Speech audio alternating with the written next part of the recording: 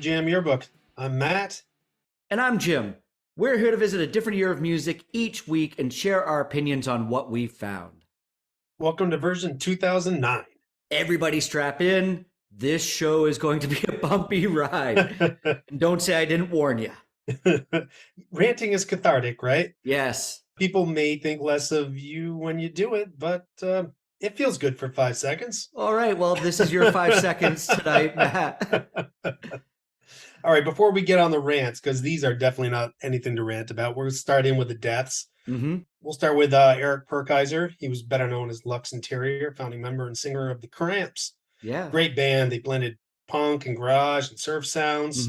And one of my favorite things that he would do is, especially on the recordings, he had this little short echo on his voice, and just the way he could use it as a percussive element within the songs, especially in like Surfing Bird or something. But he would just make all sorts of shrieks, screams, grunts, shove that microphone right in his face and go nuts and just do whatever came to mind, whatever he wanted.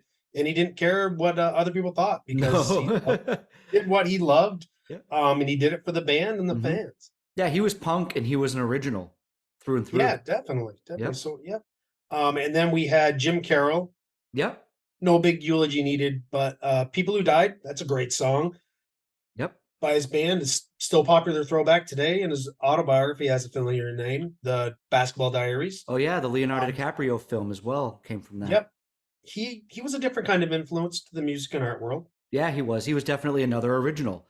And hey, it doesn't get more original than to have your name on half of the rock guitars in the world that are getting played right now, and that's Les Paul.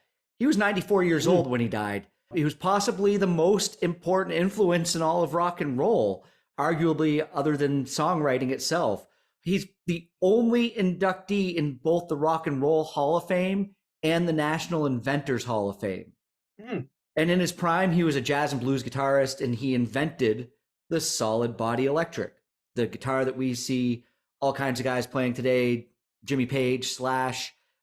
Through our lifetime, we've seen that guitar on stage many, many times from some of our favorite artists. So, okay, it's cool to talk about these guys, but we're not going to toast yet. Instead, I'm going to open a beer before we talk about the next death. Yeah. Here we go. Let's go with that here. Oh, you didn't tap enough. That's the nitro going. Oh, I thought you were having a fizz over. No, so I can't drink from the can. I've got to pour it because of the nitro. Yeah. But the next death we're going to talk about is obviously another original and a unique artist. And that's Michael Jackson. Yes. An alleged asshole. Yeah. I think we possibly had some different reactions to Michael Jackson growing up. When I was in 6th grade, Thriller was peaking. I was a latchkey kid, and I lived in a dodgy neighborhood. Every day I came home at 4 o'clock, and the music video countdown show came on. Billie Jean, Beat It, and Thriller were all massive hits during this time. And we had wooden glossy floors in our house that were great for sliding around on in your stocking feet. And so I would come home from school and throw on these music videos and try to dance like Michael Jackson around the living room while nobody else was there. And I learned to moonwalk and do very poor imitations of Michael Jackson. But I have to say, it's a tough subject regarding his life. It's not something we're really going to tackle here on our program because that's for a different podcast. But he was a hero to me, and that's always going to be tough to digest. Yeah, and we're on the same page with Thriller. Man, that was huge. Thriller was the thing when it was out, and it brought Paul McCartney back to me too. Yep. So we had that. Yeah. Well, let's get away from deaths. Enough of that death stuff. We've got a lot to get into. Matt, is this the first modern year, as in our post-2000s, where we're not just going to be ticking off artists in the charts? We've had a look at them, and we're trying to wrap our heads around what people are listening to. Looking back, I do not care about the charts from this year, and even as we're doing the show right now, I still don't. Yeah, neither do I, obviously. I mean, we're kind of in this whole swing. I mean, we're in 2009. We've done 2008, 2005, 1999. So we're going to just be talking about the same people. But and I will pre-apologize. Asshole Matt is going to come out strong today. It's not aimed at Jim or the audience. Don't take this as an attack. It's aimed at the music I've had to put up with the last few weeks, Yeah. and I've had enough. um, and I'm pretty sure in those versions, 2005 and 1999, I've talked about this musical rut that I was in. There's a few new names that are showing up, like Flo Rida or Owl City. Yeah. Nothing that I really liked or was blowing me away. Yeah. We don't need to Um, talk about it. No. yeah, exactly. But it's still those same names we've been talking about the last few weeks. Britney, Taylor, Katy, Beyonce. We started to touch on the Black Eyed Peas in 2005. Yep. They released The End, and they had 3 number 1 hits that kind of sound like they were titled by children. Yes, with Boom Boom Pow, and, it's like, "Oh my god, did you mess your pants?" Yeah. Boom, boom, pow. Mommy, daddy, I boom, Oh, boom, powed. oh, that's so bad. But this is a 6-year stretch of private hell for me. Yeah, yeah. There was some music in there that was all right. That was a little interesting. Hip hop and R&B gave us new Jay-Z, which was good in 2009. And Eminem had his Relapse album. That was all right. That was good stuff. And Alicia Keys, all good efforts. Empire State of Mind by Alicia Keys still hits hard.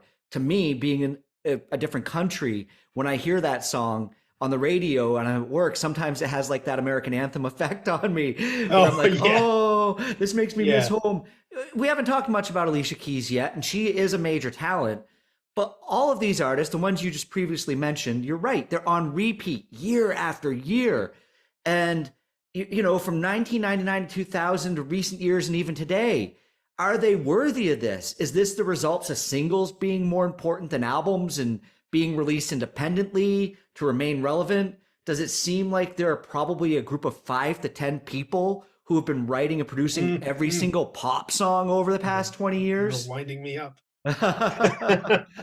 Get ready to unleash. Yeah, that's a lot to unpack there. Your last question, about a small group of people writing and producing, it really fucking sounds like it to me. Hmm. It's like there's been an algorithm figured out as to what will be popular, and maybe if you wanna go conspiratorial a little bit, or maybe it's something, the company said, "Oh, we can convince people like they like this because this is all you're gonna get, Yeah, and yeah. we're just gonna keep pumping this out." From the writing, producing, promoting, and relating projects together with all this bullshit of song X and featuring singer Y, it's not quite the duets we were getting in the '70s, where No. we're getting the singer and the rapper doing things together. Yep. And you can relate it to sports a little bit, where you see athletes we grew up watching, you see their sons coming up and playing the same sports as their fathers. Yeah, that's true. There are a lot of Um, juniors and seconds and thirds on the field. and a lot of that can be tied to availability of opportunity. Hmm. And it's the heart of what I mean when I say we need the next Nirvana. Something revolutionary needs to come along.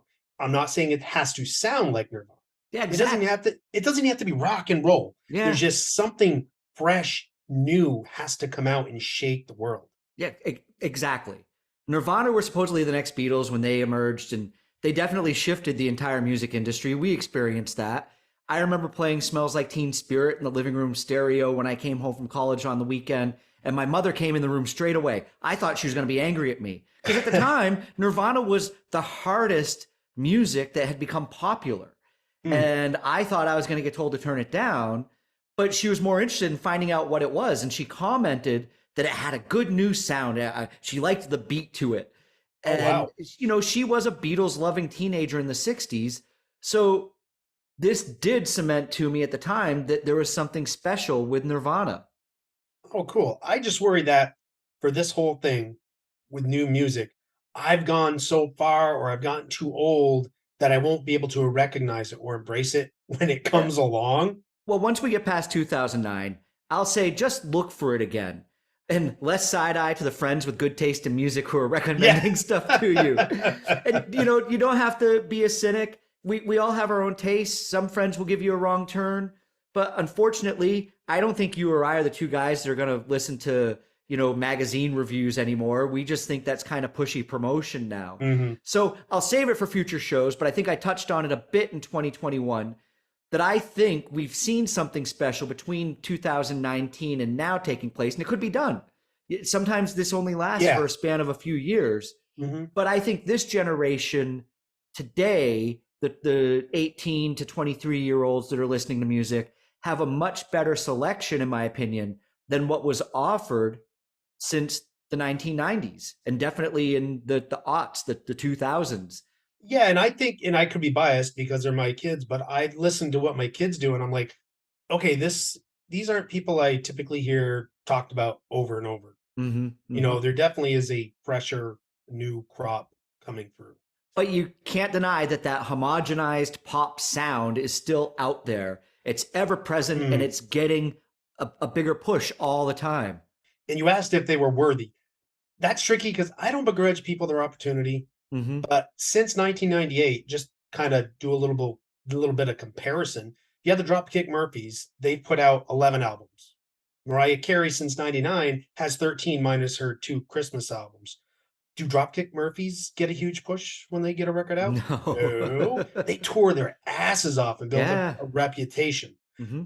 Metallica, they keep pumping out albums. Do they get an industry push for a new album? Not anymore. I don't think so. I No. think they're just a self-sustaining machine, and Yep. they have this fan base that keeps it alive.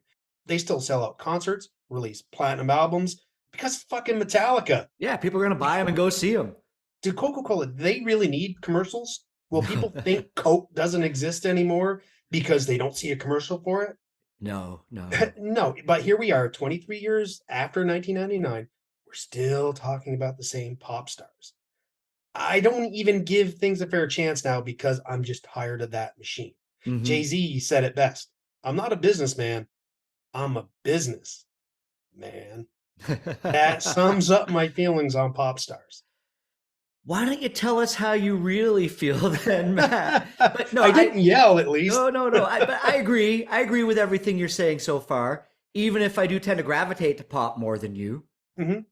Yeah, and I've noticed that sometimes I call them artists and not musicians. Mm-hmm. And I'll take Alicia Keys out of that pile. We've only touched on her lightly. I don't listen to her, but she's different. Empire State, that's a great song. That'll always Yep. be a great fucking cool song. But she writes her own stuff. And I know Mariah Carey at least co-writes a lot of her music, but why doesn't that get talked about? Yeah, you don't hear about that. And I don't hear about it. It's like it doesn't matter. I don't know the extent of her writing in a song, so maybe that's Mm-hmm. why they don't make a big. Maybe she just comes up with a melody. I don't know if she plays an instrument or whatever. But Mm-hmm. it just seems like what matters is the brand and the appearance. It all gets back to being a business, Yeah, man. yeah. Oh, and Brittany, Rihanna, you want to act too? Okay, Yeah, let's yeah, get right yeah. in there. Well, I mean, look at Lady Gaga and what she's doing now. And Hmm. she was in 2009. We talked in 2008 that she had the debut, the Fame, but then it got re-released in 2009 as the Fame Monster for some reason. It looks strange seeing her name on a movie poster. Even The Rock now says Dwayne Johnson up there because these are already character celebrities pretending to be someone other than themselves in the public eye. It's like if David Bowie were in a movie and just kept going by Ziggy Stardust for the rest of his life. Yeah, yeah. Yeah. It's like Ziggy Stardust as David Bowie. Yeah, no kidding. But I would rather see those opportunities go to others who may need a break. It's the whole push thing that it comes back to. How can we connect at least a song to another project and bump up its interest? Or maybe the movie studio sees an opportunity of using a pop star's fame for easy Yep. promotion.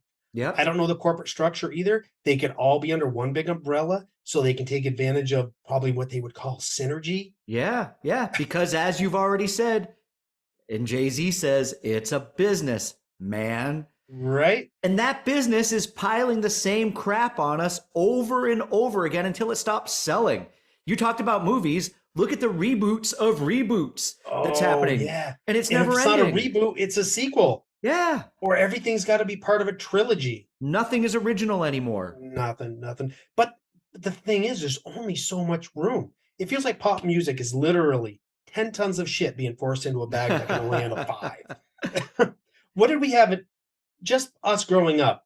We touched on Michael Jackson. What else did we have in terms of longevity? Maybe Madonna? Yeah. Yeah. There's probably more that just aren't coming to my mind, but people finally revolted on U2 for Jesus. They gave us a free album and now people hated them for They it, just right? could have hit delete. Exactly. There's just so many of them hanging on.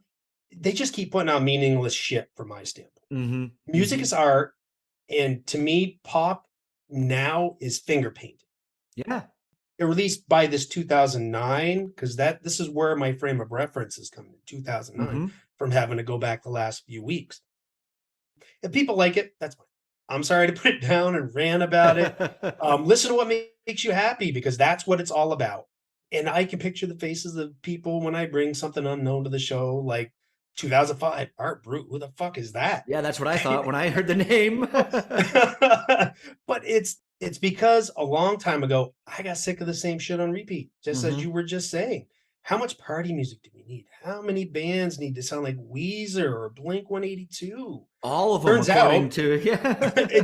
turns out as many as they can sell, right? Yeah, yeah. This is why I'm always looking for a new band to listen to, something unknown. And when I steer the conversation or have a band like Bon Iver, New Pornographers in my five, it's a product of that. And I hope it's received as genuine because it Mhm. is. It's 100% genuine.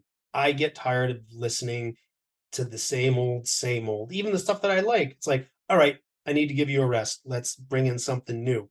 Yep. Maybe there's another song that I like just as much as something I put in my five and it's well known. I'm going to go for the lesser known because that needs an opportunity too.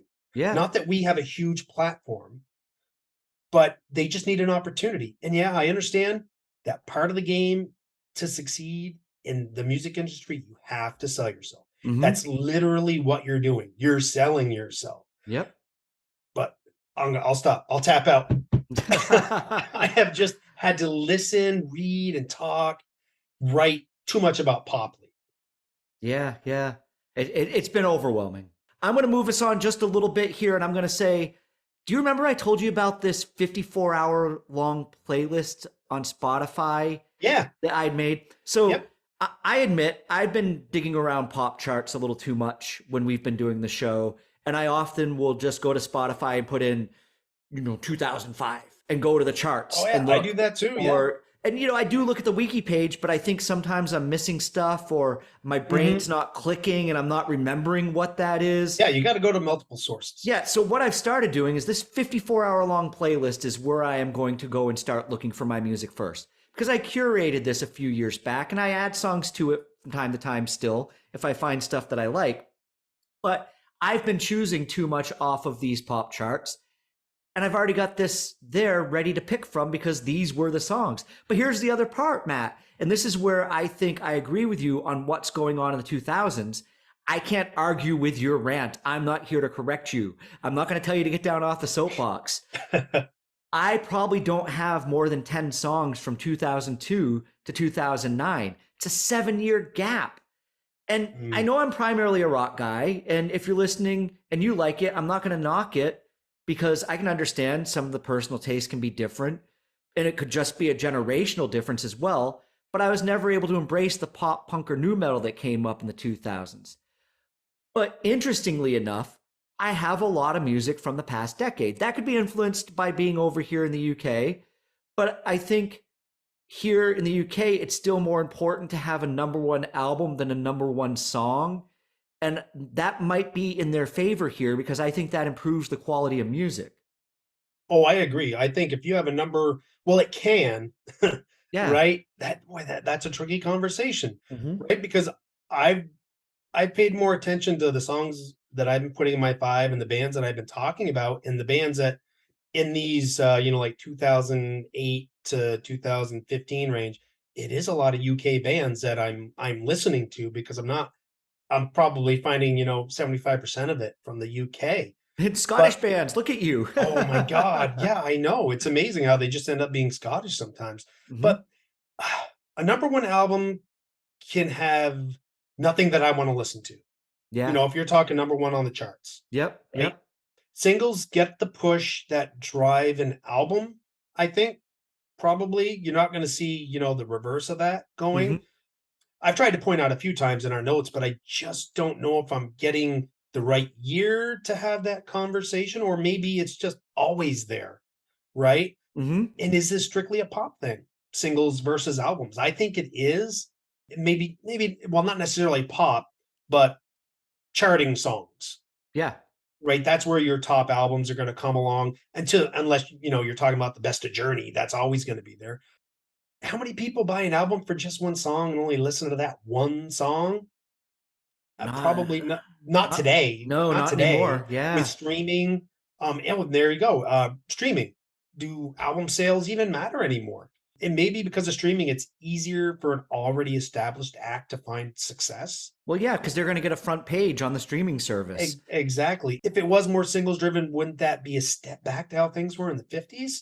Yeah. Yeah. Because why invest a whole album's worth of content if the money's not there, if the songs aren't there? And when an artist has enough singles, we'll put an album out, which becomes virtually a greatest hits. That's definitely what's been happening more and You more. know, but yeah, I'll step off the soapbox because really, and I hope people take this to heart. I know music is a personal thing, and I Hmm. don't want people to feel attacked. We say at the beginning that we will share our opinions. These are some of mine, and they're just shaped by how I'm feeling this week and the music that I've had to listen to. You're talking about listening to 99, 2005, and 2009 within a 3-week period. I Yeah. haven't had 7 years to digest it. So now it's all condensed and I see it all. I'm like, okay, there's a pattern here. Yeah, and I think one of the things that's difficult for us to swallow is we've done 2016, we've done 2021, and we're seeing these same people Yeah. back from 1999 until Yeah. now. Yeah. Go away and go away, come back, then you can be special. I Yes. said that last time, I think. All right, Matt, take the asshole hat off. Yeah, I will. All I right. will. Let's talk For now. about what was going on kind of in music. It wasn't necessarily albums, it wasn't charts. But in 2009, we were seeing a lot of artists come from TV shows like American Idol and X Factor.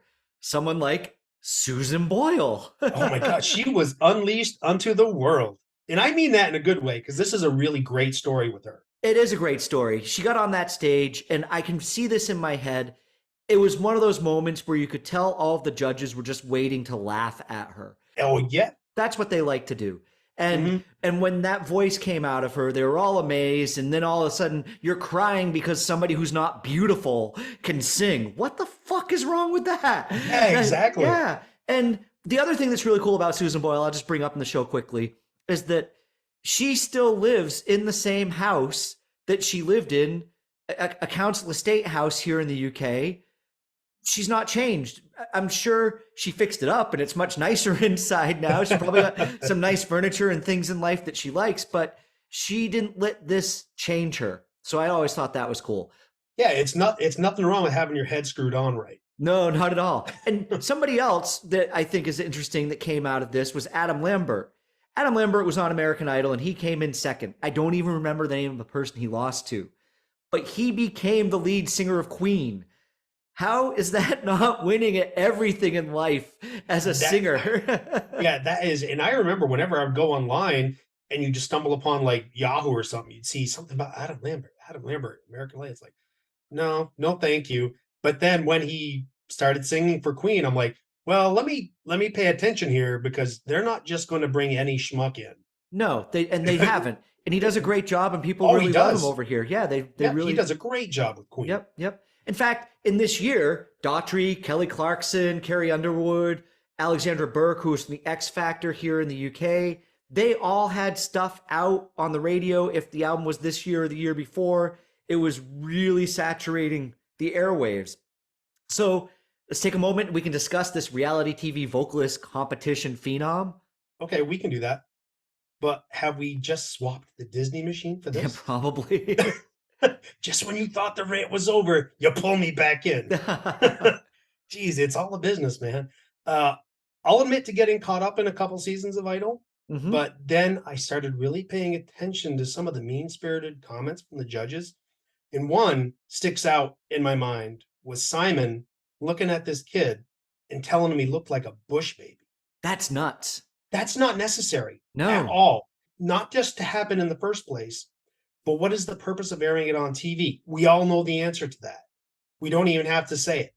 And I understand the appeal. People can feel attached to a favorite singer and find connection with similar thinkers, and they can talk about it at work. Yep. But this is really pulling back the curtain on the music industry. Yeah. Yeah. and how we're going to take this person. This is how we're going to do your makeup, your hair. This is how you're going to sing. This is what your songs are going to sound like. And then we're going to push. Yeah. But I think those other shows like X Factor and American Idol should be called the cringe factor because that's what they're Yeah, trying to do. They bring people on and laugh at them, and it's really borderline bullying to me. that's what it feels like. And I would like to know if any of those joke auditions are staged too. I wouldn't put it past them. But regardless, it is bullying. You hit it right on the head. It is bullying. All right, let's lighten things up a little bit. We're this is heavy. Listen to Yeah, I us. know. Yeah. I know. But trust me, I know a few people listening who are going to be pumping their fists in the air going, yeah. Especially with some of the music I've brought onto the show previously. 2009 was not devoid of self-awareness in the industry, though. There was a ton of cool feature music that was just comedy. It was like Weird Al's kids grew up and started putting out records, and some of his older friends. Yeah. And we'll talk, let's just rip the Band-Aid off, right? Steel Panther. I Yeah. didn't give them the time of day when I first saw it. I saw the logo and the pictures. I tuned it right out. Then a guy at work said, they pointed out a few song titles, and I'm like, so I went back and I found a gem. I really did. If you Mm-hmm. love 80s hair metal, these guys are excellent musicians. Yeah, They they are. got it down to a T. Everything about it. They can write a hell of a melodic hook too. But in the lyrics, they caught me off guard and I couldn't stop laughing. It's that inappropriate fun in the right crowd, right? That, hey, Steel Panther, let's go. Yeah, yeah, yeah. And then there's New Zealand's fourth most popular guitar-based digibongo a cappella rap funk comedy folk duo, Flight of the Conchords. Yes, that was written down. That was not memorized. That's awesome, though. I love awkward offbeat comedy. Yeah. Throwaway lines that make you go, wait, what'd you just say? And they're good musicians to boot. Mm-hmm. Instead of laughing out loud, I get more of a constant chuckle. And it's cool that this came out of a television show where there Yeah. would be some little scenario going on like in a sitcom, but then all of a sudden it would break out in the imagination of the character and they'd sing some song that was totally inappropriate about whatever situation they were in. Yeah, but then they'd start singing the conversation. It's like, wait, Yeah, back and forth to same each girl other I have? sometimes. Yeah. No, it was fun. Oh, and then you got the older guys that you were kind of referenced there with Spinal Tap. Oh, yeah. Yeah. Whenever I see the title to Tonight, I'm going to Rock You Tonight, I laugh. Yeah. Every single damn time. Yeah. And we normally disqualify greatest hits or re-release material, but this is Spinal Tap. And we're talking comedy. We probably won't do that very frequently. If you were to put normal lyrics to this music, it'd be great, awesome hard rock. It would be. Yeah. And if Yep. you don't pay attention to the lyrics, that's what you'll get. But then you'd miss out on some good laughs. And then we had Lonely Island, which was really a main project of Adam Sandberg. He used SNL quite a bit for that, but the song Dick in a Box is just absolutely hilarious. During the time when that came out, I was still watching Saturday Night Live quite regularly, and I'll never forget watching that episode and almost being on the floor with tears in my eyes when these two guys have these boxes in front of them. Justin Timberlake and Adam Sandberg, and girl, we've been together for such a long, long time. Such a long time. And I love how Justin Timberlake kind of spoofs himself in it. Oh yeah, definitely. There's some self-awareness there. Yeah, like I was saying, that you kind of know what's going on in the industry. But then this very special gift that they have for you is the Dick in the Box. 1, cut a hole in the box. 2, stick your junk in the box.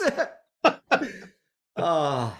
I thought this was just an SNL skit. I had no idea there was an album. No, there's an album and it's good. And there's other great artists on it. Nora Jones has a song on it with them. Yeah. So I'll have to check that out. This has been good to talk about because this right now for the past 5-10 minutes here has been a palate cleanser from you're still got a line around your forehead from the asshole hat. Yeah, I know. I got that red mark. Yeah, it feels like we spent so much time talking again. It feels like we get in this rut on the show the last few weeks of talking about what we didn't like. Mm-hmm. And what we did like is just more on our 5 songs. So let's flip the conversation around or continue this good vibes that we got going on. And I'll start. I'll talk about my so-called indie life. Ooh. part 2 or 3, whatever we're going. So 2009, I'm really in this major exploration mode. Yep.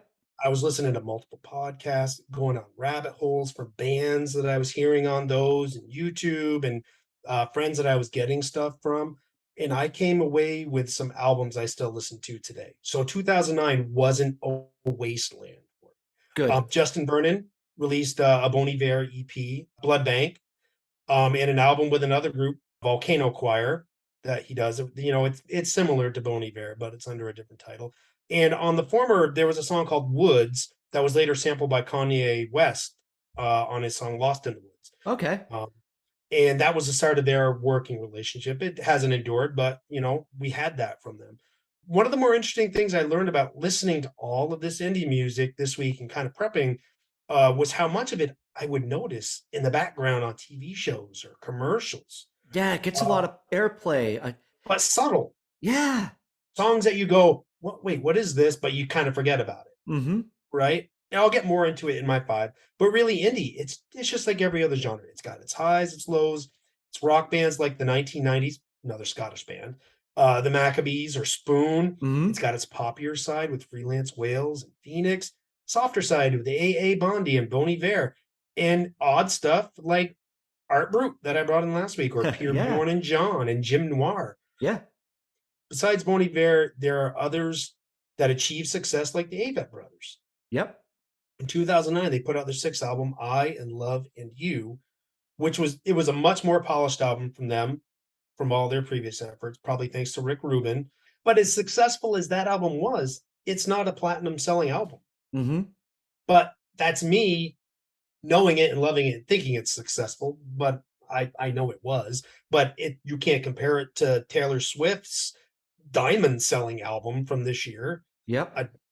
There's no comparison, as terms of reach. Um, I automatically fell in love with the Avett Brothers album.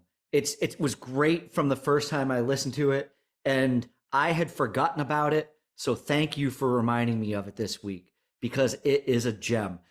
and 2009 was also, I found some metal in 2009. All right. Red Fang, Mm-hmm. their debut album, Prehistoric Dog. This is a great fucking album. And really, in the midst of the indie that I was listening to and the pop that we've already kind of talked about, this metal was like a breath of fresh air. It was refreshing to hear this. I had their song Cut It Short in my 5 on version 2016, and Mm-hmm. I talked about their videos. The video for the song Prehistoric Dog, it's fucking hilarious. And they opened a door to Mastodon for me as well. Yeah, they're a good band. Yeah, they are, and they don't have the funny side that Red Fang does. Not Mm-hmm. that Red Fang is like a satire band; they take the music seriously. Yeah. But Crack the Sky, that's a great album from Mastodon. Yeah. Yeah. I couldn't And recommend those two enough. yeah, I'm gonna go away from pop music, and as we said, we're not. Jim's not gonna list the charts. So I was hanging around with a lot of guys in 2009 that like jam band music, and we both know that's not really our scene. We've talked about that. I think when it comes to jam band music, and probably why it was around me was I was playing with guys that like to play jam band music. So for me, I think it's fun to play, but it's hard to stand by and patiently watch if it's not exceptional. Yeah, but when you're with a group, you can get that group enjoyment out of it. Yeah, so I was still getting a lot of my stuff off the radio, but a few choices from friends and social media started to actually play a bigger hand into what I was listening to as I was connecting. But the music I was listening to during this year is a little bit different. I was listening to a lot of Manchester Orchestra, their album Everything Means Nothing. They're a great indie band. I had the opportunity to see them in Burlington, Vermont in the July just before I moved, and then a few months later I saw them in October in Scotland. They're one of my favorite bands from around this era. Yeah, and you brought them up before, and it's weird that I didn't find them when I was in this phase of my life, and I'm slowly filtering through their stuff. I really like what I'm hearing from them. I Yeah, like yeah. these guys a lot. And then Cage the Elephant. This is a band that we've brought up before. We've talked Yeah. about them. Yeah. I don't remember. I think it was the 2008 episode where we talked about the Killers concert that was at the Royal Albert Yeah, Hall. I This think kind of so. happened with me and Muse. There was a concert video of Muse that was around that really Oh, caught my attention. I don't know if it was yep. in 2009, but this was a year that Muse had a big album out. They, to me, were like rock opera. Oh, you know what? I never thought of them in that light, but they do kind of fit in that mold because there is dramatics in their Yeah. music and in their performance on stage. Hmm. For three people, you got to fill up space in the music and on a stage. Yeah. I may not like everything they do, just like every other band, Mhm. but they win me over with their creativity and the way they embrace technology and they blend it with traditional rock instruments. Yeah, it's great. It's great. Another act that Awesome. is fantastic that hasn't really fallen off the pedestal over here, still a big band, but the album Lungs came out in 2009 and it became a constant rotation album for me here. Dog Days Are Over, really cool song. You've Got the Love. The funny thing about You Got the Love is it's actually a cover of a dance track from 1996 and I didn't No know way. that. Really? Yeah, and so this dance track plays at work, and the voice is very, very, very much like Florence's voice. It's almost Oh, identical to it. huh. And I would hear it at work, and I would moan to people that, oh, I hate this version of the song. You're that guy. Yeah, that didn't have any clue. So yeah, I thought that was a good song ruined, and then I found out that actually the opposite of what normally happens is a Yeah. rock band took a dance song and turned it into a rock song. I'll have to look into that because I would be interested to hear that. I Yeah, mean, you talk about putting someone in front of the band that knows how to lead the way and grab an audience. She is incredible. she's amazing on stage. Oh, Just top notch. yeah, yeah, yeah. I'm glad you've seen concert footage of her. Oh So yeah. yeah, that's great. And then Great there's energy. a Scottish band, kind of Snow Patrol, Oh, although they're Scottish? actually from Dundee. Yeah. Jesus. Well, they went to Dundee University. I do believe they're from Ireland, or at least one or two of them Okay. are. In 2009, Chasing Cars came out. It was such a beautiful song. And another song, You Are All That I Have, that song became part of my show when I moved over here to Glasgow. Oh, And okay. it has a very special meaning to a friend of mine. So I couldn't talk about 2009 without bringing them up. Yeah, you're right. That is a beautiful song. And in 2009, I don't know about you, but I could not escape it. It No, seemed no. like it was everywhere. But Yeah. but I didn't mind with this song. And then them Crooked Vultures, Oh, an amazing trio of musicians. I put this on today because I was thinking about whether or not I was going to have them on my five. I had to go back and listen to them again. And it's so funny how preparing for this show, I'll put an album on and I'll get one or two songs into an album maybe, and I'll get bored or realize, no, this is what I want to do. And yep. I found myself actually forgetting what I was doing and doing something else. And then realizing that I just left that on as great background music because it's a great album. For some reason, I never really put them on, and I don't know why. I knew who was in the Oh, band. you did? Yeah, Wow. and me being out of the loop, did this album fly under the radar at all? How like well known was this? Because I wasn't listening to a lot of radio or MTV or whatever music media. And I would think that something attached to John Paul Jones, Dave Grohl would get my attention. Mm-hmm. And I knew about it. I saw it in iTunes. I'm like, oh, should I buy that album? But again, that could be my disconnect. I don't know how this album was received.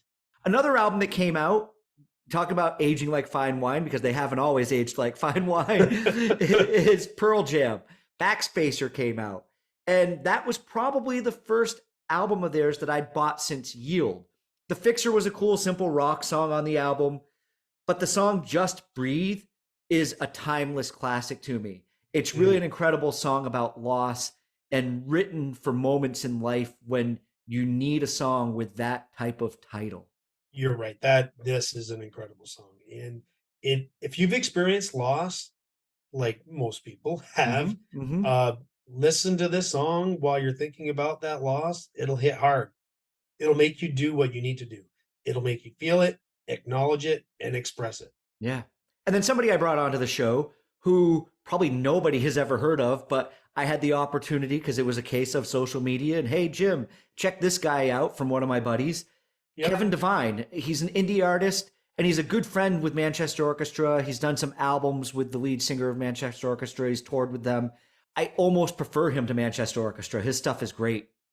Oh, and I want to thank you because I hadn't heard of them before, and I realized the last few versions I've gotten out of that exploration that I would do when we Mhm. would do the show and try to bring, something new. So this was great. I really liked this, and I hadn't heard it before, so I love to explore and find new things, and this was a new thing for me to Woohoo! I embrace. avoided the side eye, people. I avoided No the side side eye. This was really eye. good. I like this a lot. And all right, Matt, I'm gonna let this out there because after going through Oh, all wait, of wait. Are you going? Wait, Coldplay doesn't have an no, '09 no, no, album, no, right? no, no, no cold. Okay. I don't know if they did. If they did, it wasn't anything that caught my attention. But here we go. Michael Bublé. Where's the canned Oh, sitcom you get the laughter? canned ground. No, I won't poke fun at you. You know, I'm not going to let you poke fun at yourself for Michael Bublé because that's my job. I'll poke fun at you. But seriously, this is where I admire you and others. You can just accept and enjoy something like this. Hmm. And I should like this because it's trying to keep alive that vocalist genre of the Sinatras and the Tom Jones and the Tony Bennett's. And it's, I hear a little Harry Connick Jr. or really I listened to this today. One Hmm. some kind of compilation album we have. I'm like, wait, I hear a lot of little Paul Anka going on here. And you know that I was a theater guy and Mhm. into kind of, show tunes and musicals and such. I think that he has that throwback when people once again say, why don't they make music like they used to? Yeah, listen to Here's, Michael Bublé. yeah, here's a guy making music like they used to. And he comes out in a suit. Yeah. All right. So we'll leave it there. We've gone through a lot of music, so I hope people enjoy that. And Yeah. I feel nice. I feel we deflated the big bubble that started the show, Yeah, and we've kind of come I feel down. cleansed. Yeah. I don't know if somebody's burned sage, but I feel a relief. Good, good. So on to the five? Well, let's get on to our five because Okay. I actually have to say, Matt, that this week this is my favorite five that you've brought to the show. I really enjoyed Oh, listening to your oh, songs. thank you. Yeah. So you picked this year, 2009, which means you get to go first. Okay, so I went with 2009, so I guess I start us off. Yes, sir. And my first one will be Kid Cudi, and the name of the song is Pursuit of Happiness. All right. This choice took a left turn. Yeah, this was not on the list earlier in No, the week. because I went through and I had this whole rant, and then I saw what I had for one of my songs, and I'm like, no, we've talked about this band 100 times. I wasn't even going to give it an honorable mention because I really love that song, but Mhm. then I took to heart of no opportunity. We haven't talked about Kid Cudi. Yeah. I may have mentioned him, but we haven't talked about Kid Cudi enough. Pursuit of Happiness. This is a gem of a song. If you casually listen to the lyrics in the song, you can get the idea that it's promoting or bragging about a shallow party living existence. But that's what the pursuit is, chasing that high Hmm. and using it as an escape for everything wrong in your life. But when the dust settles, you know you're fucking up. You know you're doing the wrong thing. This song is a great dose of self-reflection. And it's a really cool fucking song. Yeah, I didn't know what to expect from this. I expected some auto-tuned rap song that was, in line with some of the other stuff you've talked about or brought to the show. It's not Kanye. No, but I expected something more in that vein because I know he's had influence on rap as it's moved forward from 2009 up until Mhm. now. That 54-hour playlist that I made is going to get bigger this week because this Oh, song is cool. going on it. Yeah, and I have my kids to thank for exposing me to Kid Cudi because I never would have heard this at all. Yeah, great number one. Awesome. So that leads up to you. All right, so the first song, I'm going to keep it nice, short, simple, and sweet. I've already said that I saw the band twice within a 6-month window in the States and over here, and it is Manchester Orchestra, and it's the song called I've Got Friends. It's just a cool rock song. What I like about it is it's not your typical verse, chorus, verse song. It has some unique instrumentation going on in it, and it has a real kind of pop rock radio feel without feeling like a homogenized pop rock band. If that Yeah, makes no, sense. I get that. No, I exactly know what you mean. And this is one of those bands that just keeps growing on me the more I hear them. So I'm listening more and more to them. I really like this band that you brought up. Yeah, I'll I probably have love more them. to say about a couple of their other songs in future shows, but I definitely had to bring a song off of this album, and this is the song I'm going to bring. That's my number one. So it's Cool. time for your number two. My number two is Edward Sharpe and the Magnetic Zeros with Mm-hmm. Home. Listening and watching them perform these songs, it feels like you're at a revival. This Yeah. guy's dancing around in robe and so many instruments, everybody singing, dancing, smiling, and yes, clapping hands and snapping and stomping. I struggled with what I wanted to include from this album because I really, really love all of the textures on this album. But I went with Home because I think it represents what I'm trying to describe the best. And Mm-hmm. I think it's the most accessible, probably the one that's least likely to get skipped because when people start hearing that whistle, they'll go, "Oh yeah, I know this I song. know At this least I song. know it. Yeah, I may yeah. not like it, but I at least know it and like it Mm-hmm. enough to listen." Yep. The album Up From Below, it's full of amazing material and it feels like it's being performed. It doesn't feel like it's just people sitting in a booth carefully singing and playing notes on instruments. It just feels like they're having a party making this album. It's funny that that's how you describe it because it was probably about 7 or 8 years ago. I bought the reboot of Guitar Hero, the live edition. I don't know if you ever saw this, No. but you're actually on stage playing in front of a live audience out in front of you. You still have the bars rolling up, but they actually filmed people to be in the crowd, and depending upon the type of band you are, you're in different clubs and places. And when you would play Home, this was one of the songs that was on it. You were What? This yeah, song on yeah. Guitar Hero? Yeah, you were on the stage, you looked over, there she was singing the backup harmonies, everybody singing back and forth. The audience was dancing and having a good time. And it just felt like you were part of something playing this stupid video game and seeing the smiles on everybody's faces. And Yeah, yeah. yeah, that's what I mean by revival. You feel like you're a part of this communal experience because there's so many voices and instruments going on Mm-hmm. that I won't say campfire because it's definitely upbeat. The best way I can describe it is like a revival. It is. You're just involved in this experience. So that's my two. We've gone on long enough for that. What's yours? All right. My second one is going to be a British artist who I really enjoyed discovering over here. I didn't really hear from her before I moved to the UK, and that's Lily Allen. And the song is The Fear. Oh my God, how did you pick such an appropriate song for the ranting I did today? She does quite a bit of this tongue in cheek stuff in her songs. I really like her a lot. Yeah, but she knows what she's talking about. I'm a weapon of mass consumption because that's how I'm programmed to function. Yeah. I know I'm paraphrasing, but you're exactly right. She's nailed what's going on in the entertainment industry as a whole in this song. I don't dislike the music at all here, but the lyrics are what drive the quality of it. And this is pop music, It but is, yep. it's her brand of pop music. Mm-hmm. There is like a really snappy, upbeat tone to her songs. But I really like her because I really like the messages in her songs. Some are funny, like No Fair or Alfie, Yeah. but I really like what she does. Yeah. I think that we talked about that kind of cheekiness, Yeah, that word, and she has that in her music. So yeah, yeah, definitely. Lily Allen The Fear, happy to have it on the playlist and bring it I there. am too. All right, what's your number three? All right, my number three, we're gonna go with Crash King's Raincoat. This song has a lot of really good memories for me. Mm-hmm.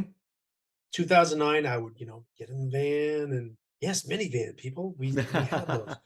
I'd drop Max off at school. I'd bring Owen over to kindergarten or his aunt's house to watch while I slept because I was working nights. Yep. Um, and me and the kids, we would sing along to this album every morning. I would drop them off, and Raincoat drifts into Ben Folds territory a little bit. I mean, it's hard not to because it's a three piece and it's piano, bass, drums. But he does a little bit stuff. If you watch some live clips with them, you'll see what I mean when he does with the keyboard. He's got this whammy bar thing attached to his Okay. keyboard where he does some really amazing things. It's got that overdriven bass. eighth notes are just pounded on the keyboard. And I love the vocal melody in Raincoat. Chorus, there's some exceptionally high notes that he hits and just good dynamics. It's got that push and pull and quiet and loud that I really love in music. You've brought some fun songs to the show this week. And I get what you're saying about Ben Folds. I can hear that there. There's also part of it that was like, is this also influenced by Styx and the production? And there's Oh, yeah, just, I can hear that. yeah, there was something in there that had that throwback feel. But what's cool is it doesn't feel like it's ripping anything off. No, It's poppy, it's original, it has a sound of influence, but it really can stand on its own without pointing a finger at it and going, this is exactly like that. It's yeah. really good amongst all of the other pop crap that we had started to listen to before we did the show this week. Yeah, I'm glad you liked it because that's Yeah. exactly how I viewed it. No, It's great song. my favorite song on the album, and it's the one I would always go to and just belt out in the car, and everything would be okay afterwards. Mm-hmm. Nope, great song. You know? All right, take it away. What you got? My next song is going to be a Scottish Paolo Nutini. Oh, he's Scottish. Yeah, pencil full Oh, of I lead. didn't know that.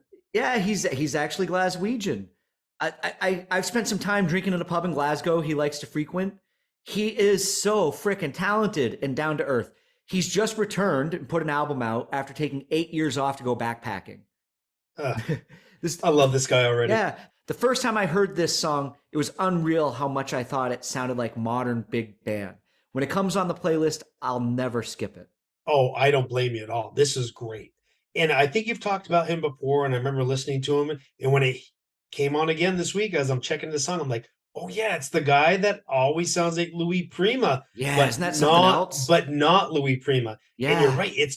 And you would think that a band that's trying to get this big band sound would come off as sounding kind of overproduced and cheesy and like really kind of thin sounding instruments. No, no, this guy, he's got the stuff. This is he great. I love this. authentic. He is authentic. Very authentic. Yeah, yeah.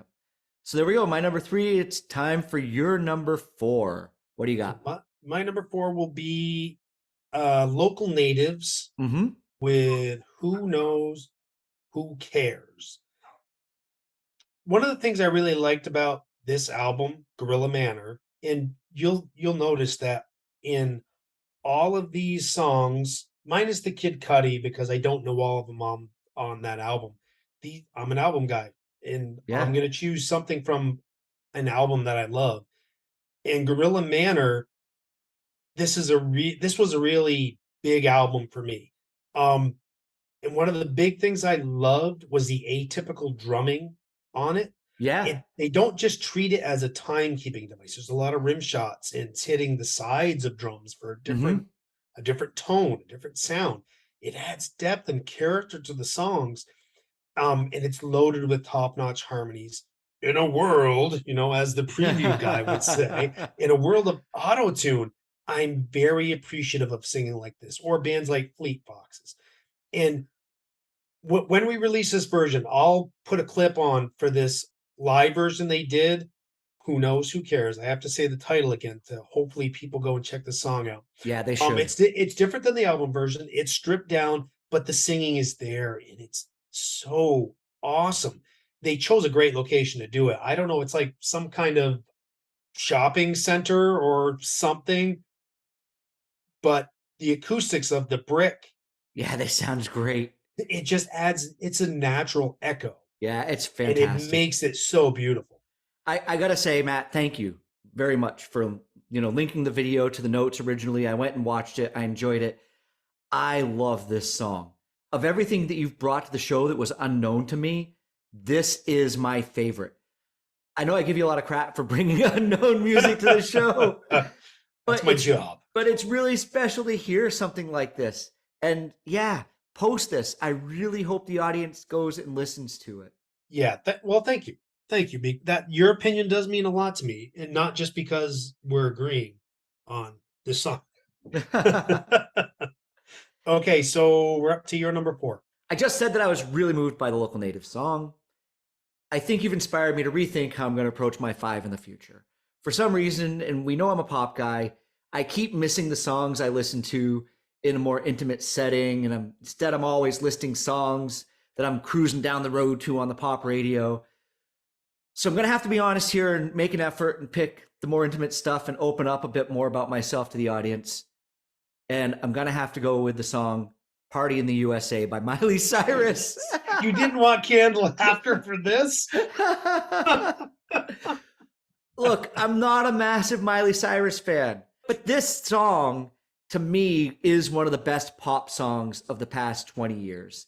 It harkens me back to my love of pop. I know, yeah, she's a Disney kid, but it's the production, it's the overall feel of it. It has this sense of whatever she's singing in the lyrics of the song, you can kind of feel it and what's going on. Yeah, and going back to my rant isn't about you can never have songs like this in your life, right? But you just got to have variety. And, you know, everybody needs a song like this in their life. So you forgive me? I do. Yeah, that's right. That's right. But I also know this kind of music isn't what you listen to exclusively, Yeah. right? And she does do a kick-ass version of Jolene. Oh, absolutely. All right. So we are on your last song, number 5. Matt, what are you gonna? Well, it's actually kind of fitting that this is my last song because it's Dawes, When My Time Comes. Yeah. This is some good old American roots rock. Mm-hmm. A little bit of maybe Crosby, Stills and Nash and Eagles, that Northern California or Southern California kind of harmonies and acoustic guitars. But I find a lot of meaning in the lyrics that they have on this album. The album is North Hills. Check it out. It's really great. One gem kind of really sums me up. You can judge the whole world on the sparkle that you think it lacks. That's great. That kind of fits my point of view on things in general. Because I'm always looking for some kind of sparkly thing to give me hope. No, that's great. That's great. Or there's another one that I understand as my outlook on things. Okay. And it's anyone that's making anything new only breaks something else. Right? So I get a lot of self-reflection from everything on this album. Yeah. This was new to me. Another song I'd never heard before. And it is such a good, laid back, easy to listen to song. I think if you listen to them, it really harkens back to music the way it was when we were growing up. Mm-hmm. And maybe that's why I connect with it. Yeah. Yep. I don't blame you for connecting to it. And I'm looking forward to checking out more of the album. So yeah, Dawes, When My Time Comes. Yeah. That's my 5. So Jim, we have to end. Yes, my number 5. Well, what am I gonna top Miley Cyrus with? But I am gonna go with the Avett Brothers and the song Kick Drum Heart. Lloyd, just when I think you couldn't possibly be any dumber, you go and do something like this and totally redeem yourself. Yeah. Thank you. I was trying to fit something from this album in. It's a great song. I know there's going to be at least one I'm going to be adding off this album, but I felt again, this song for me, it had some success. So I'm like, yeah, I need to bring in Dawes and all the other things. No, that's great. That's great. It's just a fun and simple song. It doesn't require any complex musical taste to enjoy it. No. But it's that kind of indie pop song that's for kids of all ages. Oh yeah. And you know what? Especially if you listen to their earlier stuff, they don't care if they hit a bad note once in a while. Mm-hmm. Not that they do in this song. They hit everything spot on, but this music just comes off as human. It does. Real instruments, real voices. Just these brothers, they really know how to make music. Yeah, no, it's great. So that's the 5, and I think we've got 10 great songs. Well, at least 9 for you. On this show this week, but I think it fits the 2009 playlist perfectly, and I'm looking forward to seeing what the audience reaction is to songs they have never heard before. I hope that maybe once they listen to the show, they'll drop a comment in the voting. So yeah, I hope so. Yeah. So that ends up 2009. We are finally done. Yeah. So the next year is going to be chosen by you. Me. I chose 2009. All right. So you're the choice. Yep. Or the choice is The yours. choice is yours. In a world where the choice is yours, Jim Bowen. Well, tell you what, I'm going to bring us back to a time where it might be a little more interesting, but still not in one of those classic years just yet. It could be what do I want to call it? A holdover year. We're going to go to 1997. That should be an interesting year because I think I know what's going on in that time frame. Yeah. Because we've already hit on 99 as being the birth of these Disney princesses. But they're not there in 97 yet. Exactly. And we're kind of after, or well after, that whole grunge explosion. So I think I know where we'll be settling in. Yeah, this will be cool. This will be cool. Good. Let's make sure we thank Len Kenyon for the intro song at the beginning and the outro song at the end. We forgot to do that on the previous shows. If you heard that new music, I think we put it up on the Facebook page, but we never brought it up. So thank you, Len, for playing that music, and thanks to Tim Armstrong, who was actually the person who wrote the music. So, oh, great. Yeah, thank you guys. We really appreciate it. It's great stuff. I love it. Yeah. Going into 1997, here we go. We shall see you next week for that version. So we want to thank everybody for tuning in and all of the participation in the polls. We really appreciate it. But leave a comment if there's something you want us to maybe address or a song that we forgot. Add it to the poll. Or if you love pop music and you think we're assholes.